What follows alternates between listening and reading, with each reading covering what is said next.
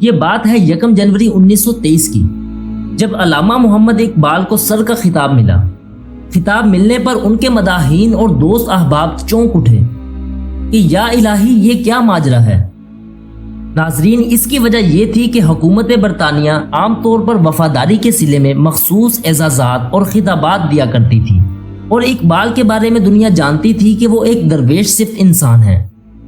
دوسرا، اس دور میں بر صغیر کے طول و عرض میں حکومت کے خلاف تحریک چل رہی تھی، اور اس تحریک کو کامیاب بنانے کی خاطر حکومت کی طرف سے دی جانے والی تمام مراعات اور خطابات رد کر دیے جاتے۔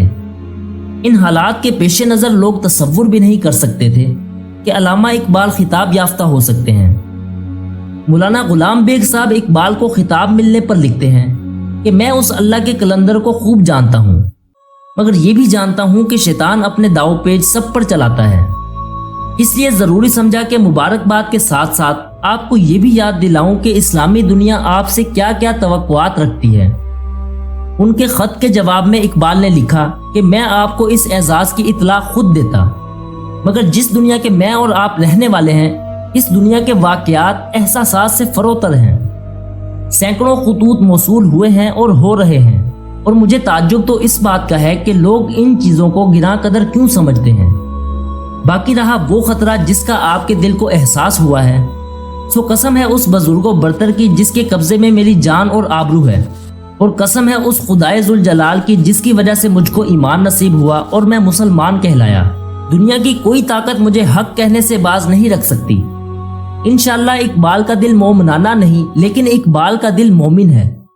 ناظرین، اس بات کا انکشاف کچھ عرصہ گزر جانے کے بعد ہوا کہ سر کا خطاب وفاداری کا صلہ نہیں تھا، بلکہ اقبال کے علمی کارناموں کے اعتراف میں ان کو سر کا خطاب دیا گیا۔ خطاب ملنے کی کہانی کچھ اس طرح سے ہے کہ پنجاب ہائی کورٹ کے چیف جسٹس سر شادی لال نے اقبال کو بلا کر کہا کہ حکومت نے مجھ سے خطابات کے لیے سفارشات طلب کی ہیں، اور میں آپ کے لیے خان صاحب کا خطاب تجویز کر رہا ہوں۔ یہ چونکہ ادنا ترین خطاب تھا، لہٰذا اقبال کو اس خطاب میں اپنی توہین کا پہلو نظر آیا، اور اقبال نے بگڑ کر کہا کہ میں کسی خطاب کا خواہاں نہیں، اس لیے آپ سفارش کی زحمت نہ کریں۔ شادی لال نے کہا اتنی جلدی فیصلہ نہ کریں، ذرا سوچ لیں۔ اقبال نے کہا میں سوچ چکا ہوں، مجھے کسی خطاب کی کوئی ضرورت نہیں ہے۔ اس زمانے میں پنجاب کے گورنر سر ایڈورڈ مکلیگن تھے۔ گورنر پنجاب سے علامہ اقبال کے ایک دوست نواب ذوالفقار علی خان کے گہرے روابط تھے۔ ایک دن نواب صاحب نے گورنر سے کہا کہ اقبال بہت ہی دانا انسان، عظیم شاعر اور مسلمانوں کے محبوب رہنما ہیں۔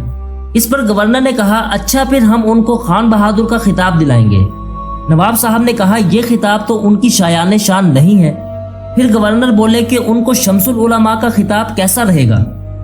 نواب صاحب نے کہا کہ یہ بھی نامناسب ہے، بلکہ یہ کہہ ڈالا کہ خطاب ملے تو سر کا ملے، جو سب سے اونچا خطاب ہے۔ ناظرین، ان دنوں برطانیہ کا ایک مشہور اخبار نویس جو ادیب بھی تھا، دنیائے اسلام کی سیاحت کے بعد افغانستان کی طرف سے ہندوستان میں داخل ہوا اور گورنر پنجاب کا مہمان ٹھہرا۔ اس نے ایک تو اسرار خودی کا انگریزی ترجمہ پڑھ رکھا تھا جو پروفیسر نکلس نے کیا تھا، دوسرا اسلامی دنیا میں اقبال کا چرچا سن رکھا تھا، تیسرا وہ اپنی ایک کتاب کے بارے میں علامہ اقبال سے رائے لینا چاہتا تھا۔ اس نے گورنر سے درخواست کی کہ اقبال کو چائے پر مدعو کیا جائے۔ اقبال کی اخبار نویس کے ساتھ چائے کی پیالی پر بہت علمی گفتگو ہوئی۔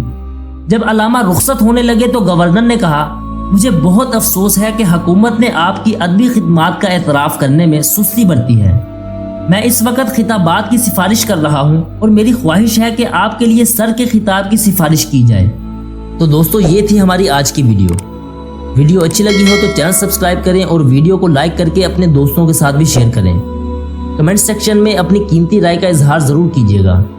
جلد ملاقات ہوگی ایک نئی ویڈیو کے ساتھ، تب تک کے لیے اجازت دیجیے، اپنا خیال رکھیے گا۔